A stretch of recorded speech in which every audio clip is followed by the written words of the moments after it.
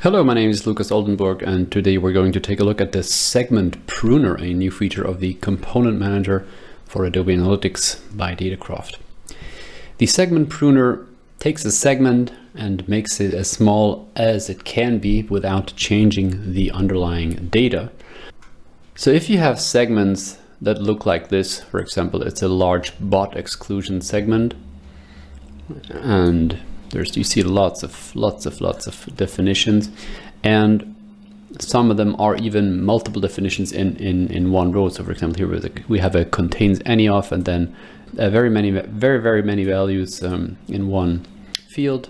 Similarly here with transaction IDs that should be filtered out because they were fraud transactions, etc. So we want to reduce this segment. We want to get rid of all the rows that we don't need. And we also want to get rid of all the values in these large contains any of, or also works for equals any of, or doesn't equal any of, or doesn't contain any of components. We want to remove those and make it as small as possible. And that's what's called pruning. So first of all, I assume you have your component manager installed already. If not, go to the Google Sheets add-on store, get add-ons, search for AA Component Manager, install it, and then run the setup. Then you go to Component Editor, Prune Segment, and first we need to set up the tab. So we don't have a Segment Pruner tab yet, will be created first. Okay, so the tab was created, so just fill in the configuration and off you go. And we do that, we'll select the report suite. We say we want to go 90 days back. You can go up to 750 days back if you're a premium client, and up to 30 days if you're a free client. The segment ID, we can just pull that from the full comp import tab. And I know that I just created a segment for testing here. It has something with pruning in there. It's test segment for pruning.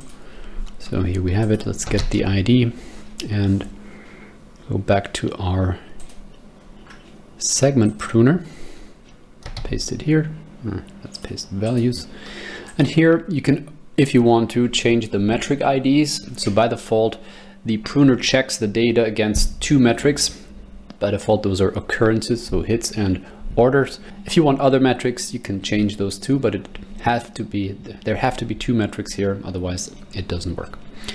So we're ready to go, but before we start the pruner, let's look at the segment that I'm talking about. Here we are. So this is the test segment for pruning. If we edit this, we'll see what's inside. So there's a tracking code equals any of, with a lot of tracking codes in there. There's a page equals home. Then we have some weird container here. Of course, that segment doesn't make a whole lot of sense, but here we have a contains any of with 3 values. We have some more conditions below, and we want to prune that. We want to make that segment as small as possible without changing the underlying data. And so let's start prune segment, and let's see what's happening here now. And depending on how big your segment is and how large your date range is, this can take a while. If it takes more than 9 minutes, the process stops. So in that case, split out the segment into multiple sub-segments and run those through the pruner. So it's done already. So it found an alternative segment definition where some parts were removed without changing the data the original segment returned. So it created an alternative segment, pruned version of test segment for pruning with the ID so-and-so. And if you're not the owner of that segment that we're pruning, then you'll have to filter for the owner in the segment overview in Adobe Analytics to actually see that segment. So let's go there. Let's reload the segment page, and we see that this is our new segment here. If I wasn't the owner, go to other filters and click on show all. Then you will also see segments from other owners. But let's open this segment now and compare it side by side with the original. So on the right side, we have the original segment. And on the left side, we have the pruned version. So the left side, you see it's much smaller, it just has 3 rows. The right side has still what we had before. So it went through all the possible combinations of components that could be removed from the segment and came up with less. Let's take it to the test.